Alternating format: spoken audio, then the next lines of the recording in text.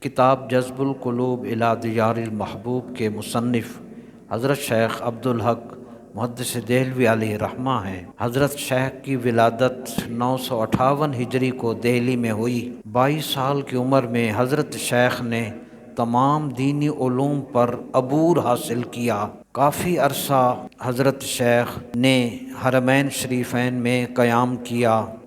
حرمین شریفین یعنی مکہ معظمہ اور مدینہ منورہ کے چوٹی کے جو علماء دین تھے ان سے آپ نے علم حاصل کیا اور بالخصوص حدیث نبوی کا علم حاصل کیا۔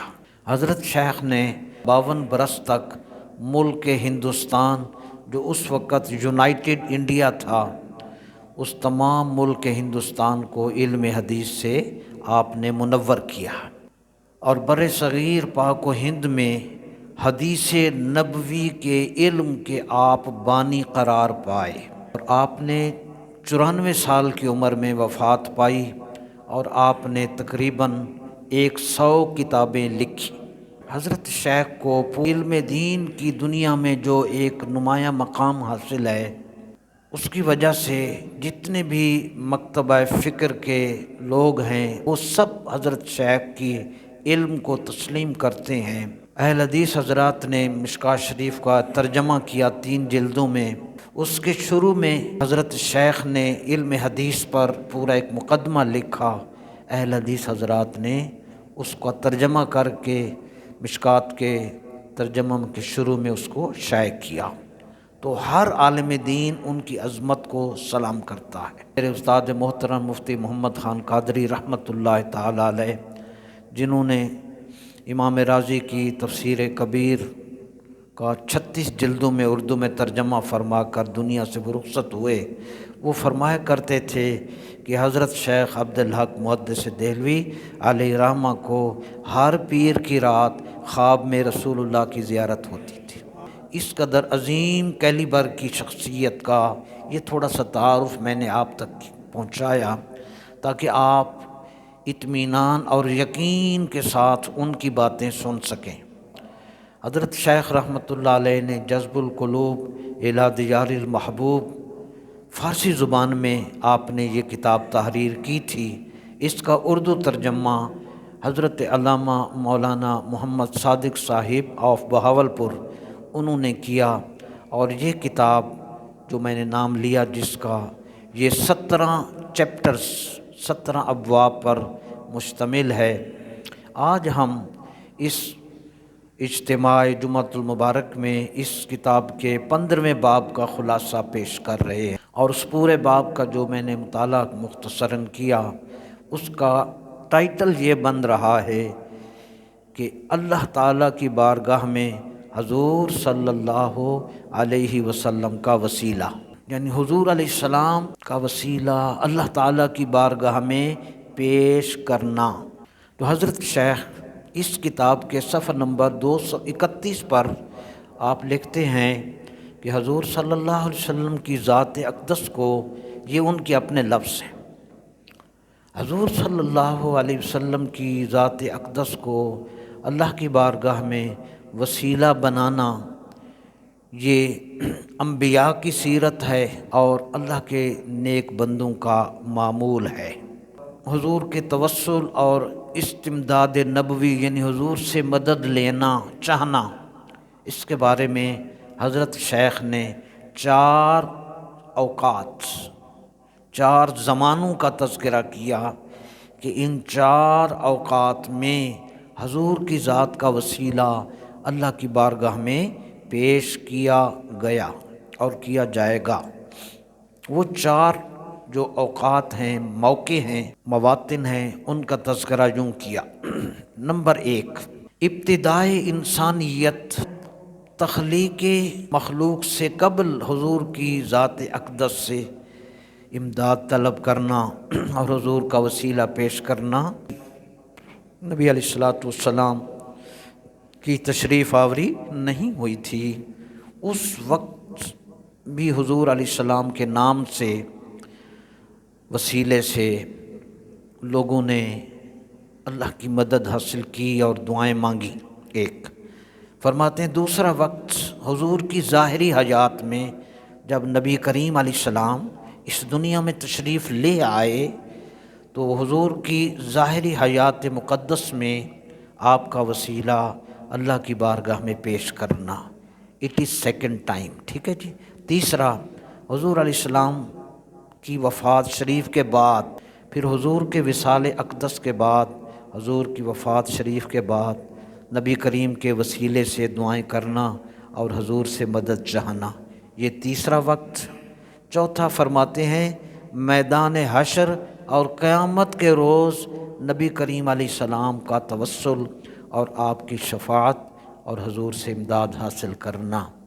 یہ 4 ٹائمز ہیں، اوقات ہیں، زمانے ہیں۔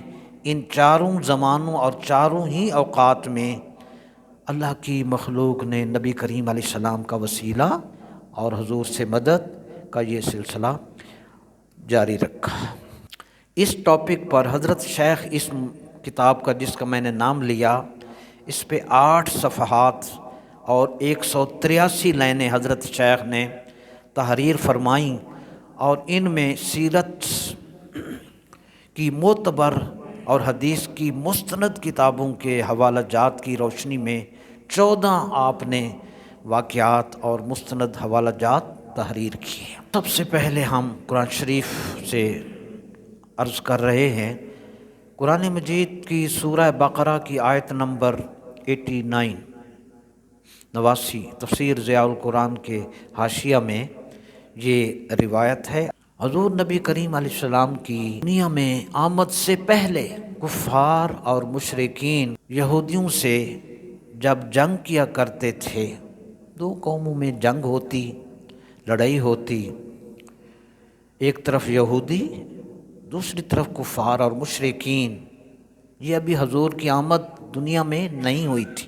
اس جنگ میں، اس لڑائی میں جب یہودیوں کو اپنی شکست نظر آنے لگتی کہ اب تو ہم بالکل ہی شکست کھانے لگے ہیں اور ہم سروائیو نہیں کر سکتے، ہم ان کا سامنا نہیں کر سکتے، اب ہمیں شکست جب ان کو نظر آنے لگتی، علماء یہودیوں کے علماء اور یہودی لوگ اپنی تورات کو کھولتے اور تورات کو کھول کر جہاں حضور پاک صلی اللہ علیہ وسلم کے کمالات اور حضور کی صفات موجود ہوتی، وہ علماء اور وہ یہود ان جگہوں پر اپنا ہاتھ رکھتے اور ان الفاظ سے یہ دعا کرتے، اللہم انا نسألک بحق نبیک الذی وعدتنا ان تبعثہ فی آخر الزمان ان تنصرنا اليوم علی عدونا فینصرون۔ تفسیر روح المعانی اور تفسیر قرطبی اور ضیاء القرآن، یہ ریفرنسز تھے۔ اس دعا کا ترجمہ یہ، قوم وہ ہیں، نام ہمارے نبی کا، کتاب کے حوالے آپ نے سن لیے۔ ترجمہ اس کا یہ ہے، اے اللہ ہم تجھ سے تیرے اس نبی کا واسطہ دے کر عرض کرتے ہیں جس کی بعثت کا تو نے ہم سے وعدہ کیا ہے، اس نبی کے صدقے آج ہمیں اپنے دشمنوں پر فتح عطا فرما۔ تو حضور پر نور صلی اللہ علیہ وسلم کے صدقے اللہ تعالیٰ ان یہودیوں کو فتح عطا فرما دیتا۔ تو قرآن مجید میں اس آیت کا حصہ یوں ہے، وَكَانُوا مِن قَبْلُ يَسْتَفْتِحُونَ عَلَى الَّذِينَ كَفَرُوا، باب استفعال سے جس کا مادہ ہی طلب ہوتا ہے، طلب کرنا۔ اسی طرح سورہ بقرہ کی آیت نمبر 37، یہ سب حضرت شیخ نے اس کتاب میں لکھا۔ سورہ بقرہ کی آیت نمبر 37 اللہ پاک نے ارشاد فرمایا، فَتَلَقَّىٰ آدَمُ مِن رَبِّهِ كَلِمَاتٍ فَتَابَ عَلَيْهِ، آدم علیہ السلام نے اپنے رب سے چند کلمے سیکھ لیے تو اللہ نے ان کی توبہ قبول فرمائی۔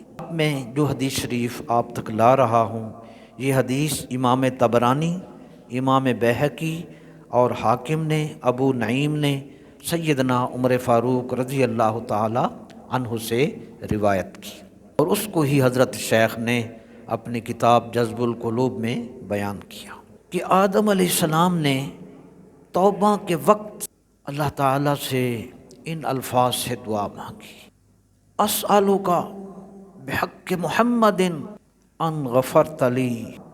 یہ آیت مبارکہ کی تشریح میں لکھا ہے کہ پھر انہوں نے ان الفاظ سے دعا کی، اے اللہ میں تجھ سے محمد مصطفیٰ صلی اللہ علیہ وسلم کے صدقے سے التجا کرتا ہوں کہ تو مجھے بخش دے۔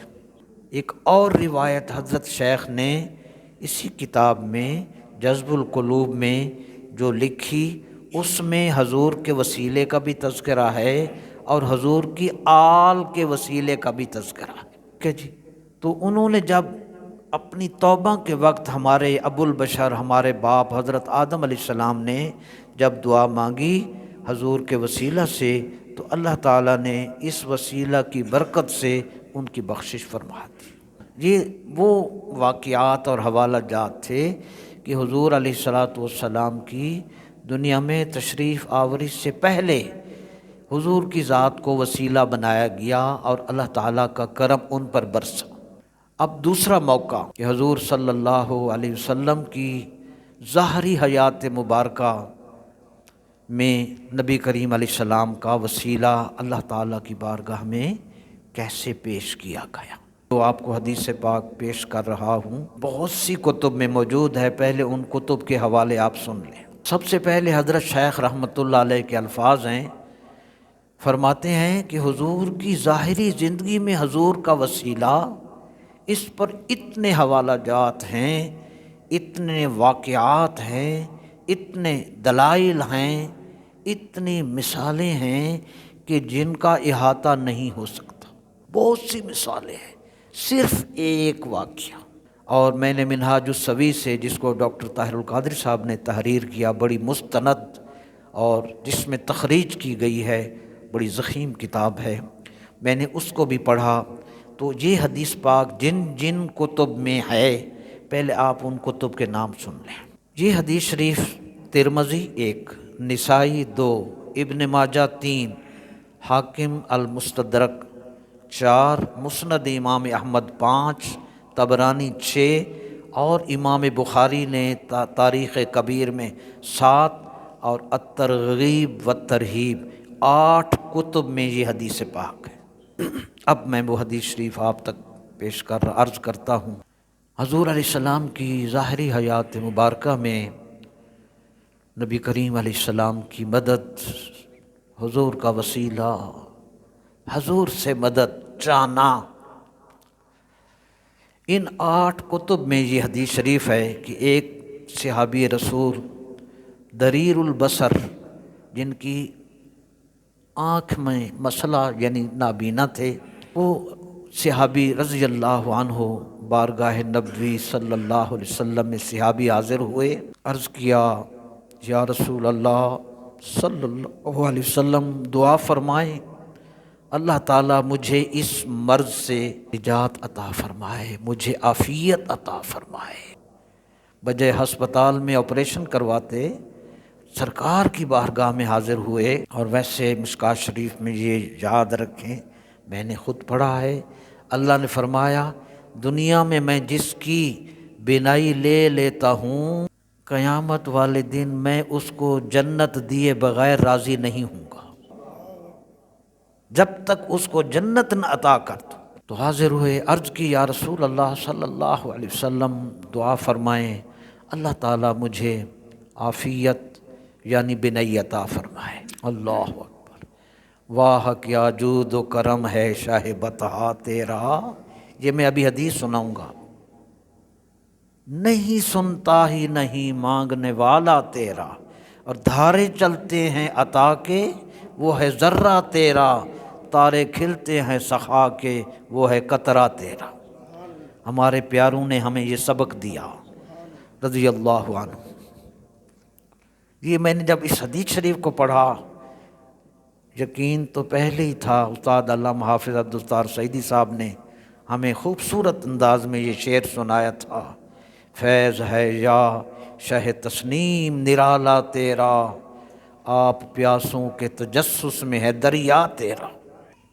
تو صحابی نے عرض کی حضور دعا فرمائیں اللہ تعالیٰ مجھے بینائی عطا فرمائے۔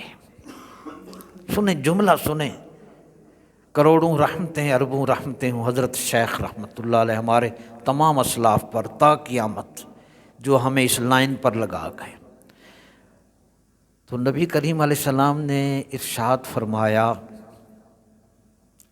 اگر تجھے بینائی چاہیے، بصارت چاہیے تو دعا کروں ابھی حاصل ہو جائے، دیر نہیں ہے۔ یہ جملہ قابل توجہ، میں دعا کروں ابھی تجھے بینائی حاصل ہو جائے۔ ایک یہ ابھی پر مجھے بڑا سکون ملا۔ اگلا جملہ آپشن دی حضور نے، اور اگر آخرت میں اجر چاہتے ہو تو صبر کرو کیونکہ وہ تیرے لیے بہتر ہے۔ آپشن آ گئی۔ اس نے کہا آقا دعا فرمائیں بس۔ سبحان اللہ۔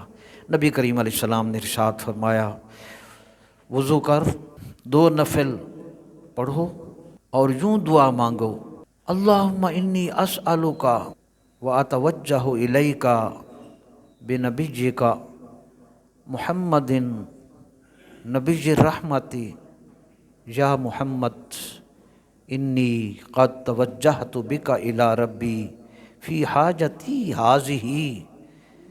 یہاں حاذہ کا معنی ہوتا نا یہ، یہاں جو دعا مانگے یہاں اپنی حاجت کو ذہن میں لائے۔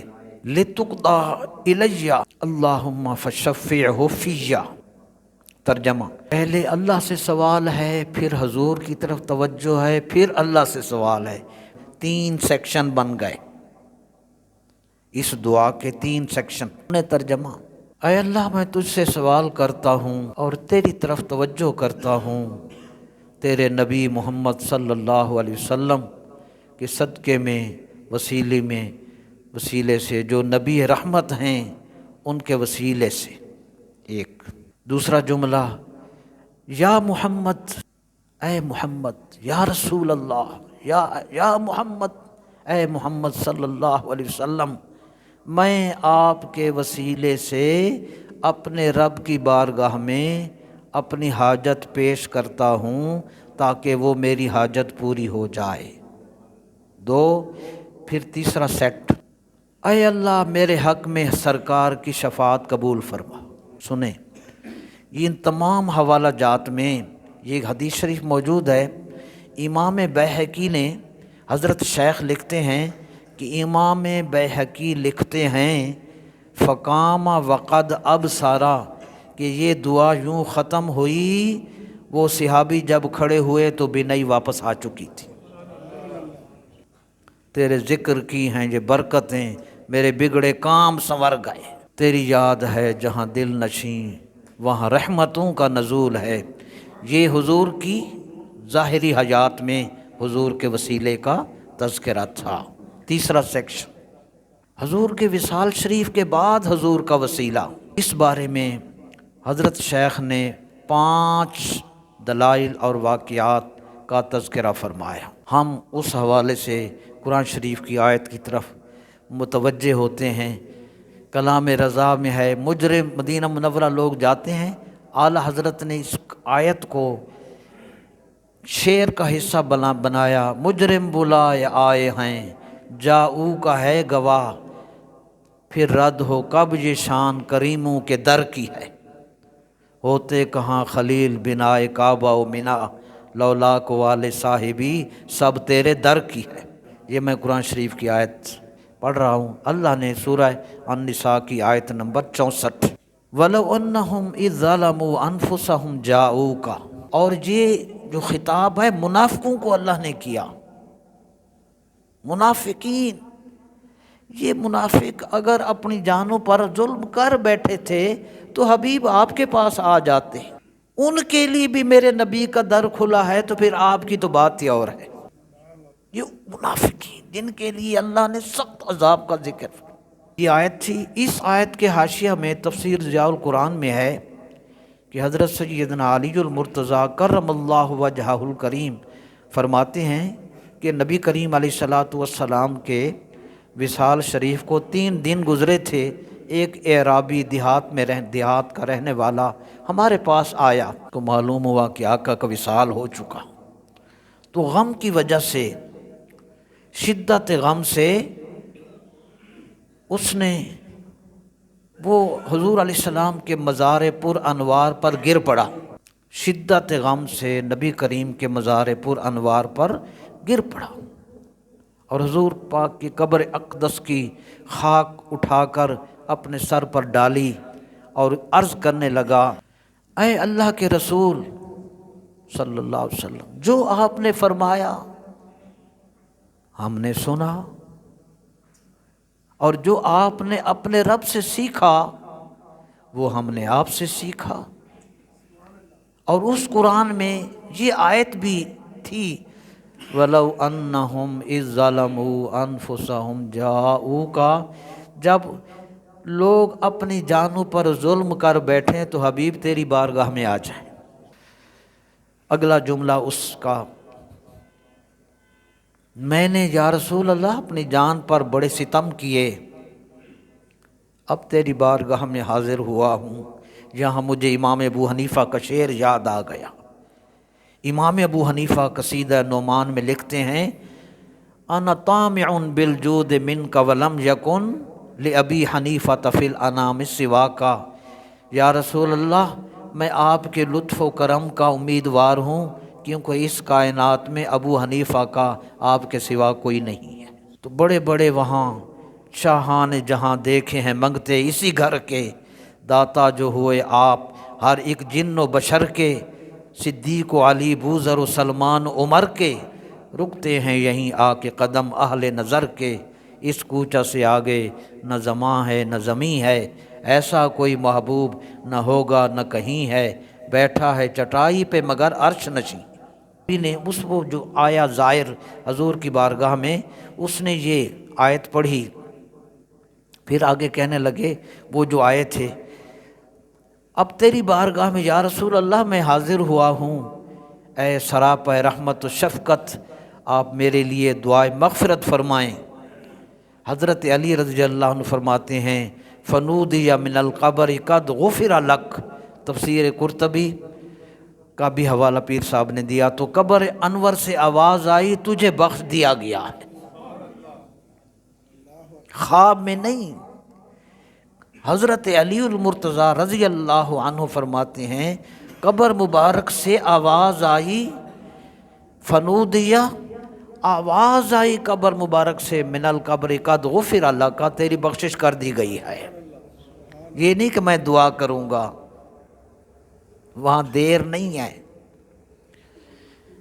حضرت شیخ رحمۃ اللہ علیہ نے یہاں بہت سی مثالیں اس کتاب میں تحریر کر کے آخر میں یہ شعر لکھا حضرت شیخ، اگر خریت دنیا و عقبہ آرزو داری، بدرگاہ حش بیا ہرچ میں خواہی تمنا کن، لوگو اگر دنیا و آخرت کی بہتری کی آرزو رکھتے ہو تو حضور کی بارگاہ میں حاضر ہو جاؤ، جو کچھ مانگنا چاہتے ہو حضور سے مانگو۔ میں اب بخاری شریف اور مسلم شریف کی متفق علیہ حدیث، اس پوری حدیث شریف کے چند الفاظ درود شریف پڑھ لیں، اللہم صلی علی سیدنا و مولانا محمد مبارک وسلم علیہ۔ حضور علیہ السلام نے فرمایا، جب کہ میں سو رہا تھا، بینا یا بینما انا نائم، میں سو رہا تھا، مجھے دکھایا گیا، اتیت بمفاتیح خزائن الارض فوضعت فی یدی، میں نے خواب میں دیکھا کہ میرے پاس زمین کے خزانوں کی کنجیاں لائی گئیں، زمین کے خزانوں کی کنجیاں لائی گئیں، فوضعت فی یدی، اور میرے ہاتھ میں رکھ دی گئی۔ تو آپ چابیاں دکان کی کس کو دیتے ہیں؟ کس کو دیتے ہیں؟ جس پہ یقین ہوتا ہے تو ہی ہے، بس کر لے جو۔ پھر قرآن شریف کی میں نے سورہ الضحیٰ کی آیت نمبر 10 ضیاء القرآن میں پڑھی، اللہ نے فرمایا وَأَمَّا السَّائِلَ فَلَا تَنْهَرْ، کسی مانگنے والے کو مت جھڑکیے، آپ نہیں دیتے نہ دیں، مت جھکڑیں مت جھڑکیں، خزانے وہ کنجیاں وہ، اللہ کا حکم یہ۔ امام بخاری نے حضرت جابر بن عبداللہ رضی اللہ عنہ سے روایت کیا کہ حضور نبی کریم علیہ السلام نے کبھی کسی مانگنے والے کے جواب میں حضور نے لا نہیں فرمایا۔ نہیں ہے، حضور کی زبان پر نہیں آیا ہی نہیں ہے۔ اور اگلی بات مشکات کتاب العلم میں نے پڑھا، حضور نے فرمایا انا اجود بنی آدم، آدم علیہ السلام کی جتنی اولاد ہے میں اس ساری اولاد آدم سے بڑھ کر سخی ہوں۔ تو پھر کیا خیال ہے، اللہ کا حکم وہ، حضور کی سخاوت یہ، خزانے وہ ہیں، تو پھر اس بارگاہ سے انسان کو، حضور کے غلاموں کو کیا کچھ نہ ملے گا۔ تو اسی پر اعلی حضرت رحمۃ اللہ علیہ نے فرمایا واہ کیا جود و کرم ہے شاہ بطحہ تیرا، نہیں سنتا ہی نہیں مانگنے والا تیرا، دھارے چلتے ہیں عطا کے وہ ہے ذرہ تیرا، تارے کھلتے ہیں سخا کے وہ ہے قطرہ تیرا۔ اور دوسرا ان کا شعر ہے وہی رب ہے جس نے تم کو ہمتن کرم بنایا، ہمیں بھیک مانگنے کو تیرا آستاں بتایا۔ اور پھر نصیر الدین نصیر شاہ صاحب علیہ رحمہ کا شعر ہے میری زندگی کا تجھ سے یہ نظام چل رہا ہے، تیرا آستاں سلامت میرا کام چل رہا ہے، نہیں عرش فرش پر ہی تیری عظمتوں کے چرچے، تہ خاک بھی لحد میں تیرا نام چل رہا ہے۔ کڑی دھوپ کے سفر میں نہیں کچھ نصیر کو غم، تیرے سایہ کرم میں یہ غلام چل رہا ہے۔ اور میں نے ایک تفسیر میں یہ بھی شعر پڑھا تھا ہر ذرہ دل بن جاتا ہے، ہر چیز نظر ہو جاتی ہے، اٹھتی ہیں جدھر ان کی نظریں کونین ادھر ہو جاتی ہے۔ اور وہی ہے طور جہاں پڑ گئی نگاہ تیری، وہی چمن ہے جہاں مسکرا دیا تو نے۔ اور قیامت کے دن حضور کی شفاعت کا کیا رنگ ہے۔ آخری حدیث حضور علیہ الصلاۃ والسلام کا ارشاد گرامی، یہ بھی مشکات شریف میں ہے، نبی پاک نے ارشاد فرمایا انا مبشرہم اذا یئسوا، جب لوگ اپنی نجات کے بارے میں مایوس ہو چکے ہوں گے کہ وہ بالکل جو کچھ ان کے اعمال انسان دیکھے گا نا جی، قرآن شریف کی سورہ بنی اسرائیل کے اندر موجود ہے لا یغادر صغیرۃ ولا کبیرۃ الا احصاها فوجدوا ما عملوا حاضرا، ہر شے نظر آئے گی، اپنے جرم نظر آئیں گے، پھر اللہ کا جلال، اپنے اعمال، تو پھر میرے مصطفیٰ کا کمال، اللہ کا جلال، ہمارے اعمال، حضور کا کمال۔ تو نبی پاک کا یہ ارشاد سن لیں، بات ختم۔ نبی پاک نے ارشاد فرمایا انا مبشرہم اذا یئسوا، جب لوگ اپنی نجات کے بارے میں بالکل مایوس ہو چکے ہوں گے تو میں آ کر ان کو بخشش کی خوشخبری سناؤں گا۔ اسی کو اعلیٰ حضرت نے فرمایا پیش حق مژدہ شفاعت کا سناتے جائیں گے، آپ روتے جائیں گے، ہم کو ہنساتے جائیں گے۔